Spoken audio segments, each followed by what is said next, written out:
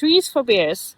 That's the motto for our Giving Tuesday. Today is the last day for our campaign. Together with our Spanish partner Fapas, we want to make sure that around 600 trees, fruit trees for the bears, will be planted in this area which has been burned during August 25. Every tree supports the Cantabrian brown bears. So donate now and share this post. Thank you so much for supporting us on Giving Tuesday. Muchas gracias por su apoyo.